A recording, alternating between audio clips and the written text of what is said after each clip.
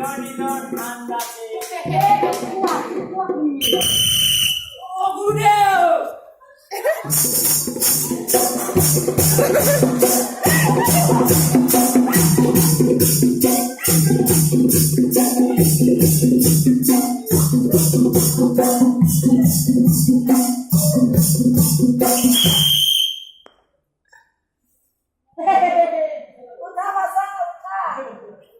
আপোনাৰ চৰণৰ ধৰণ দিয়ক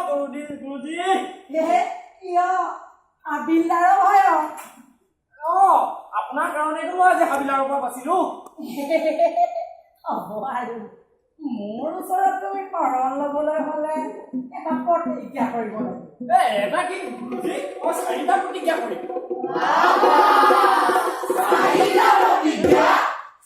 কচু কব প্ৰতিজ্ঞা কেইটা শুনক কেন্দ্ৰ মোৰ প্ৰথম প্ৰতিজ্ঞা প্ৰথম প্ৰতিজ্ঞাটো হ'ল মই কেতিয়াও হাতীৰ পিঠিত নুঠো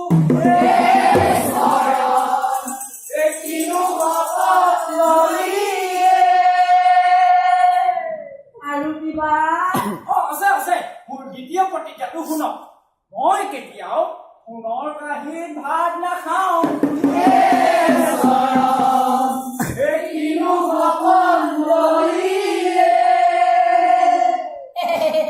আৰু কিবা আছেনে আছে মোক যদি কোনো আহি ৰাণীয়ে কয় চৰণ তুমি মোক বিয়া কৰোৱা মই একে ঠায়ে কৈ দিম মই কোনো ৰাণীক বিয়া নকৰাওঁ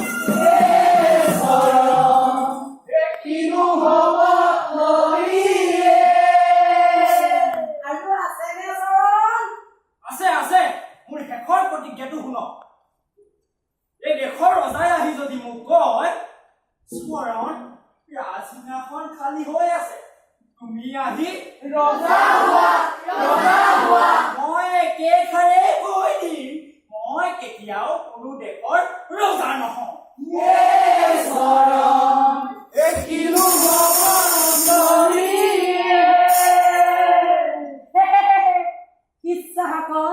মোৰ মুখখন চাহো মোক দেখাত মূৰ্খ যেন লাগে নি তেতিয়াহ'লে মূৰ্খ সজালে মূৰ্খ সজা নাই নহয় গুৰুদেউ মই কিন্তু নিজৰ প্ৰতিজ্ঞা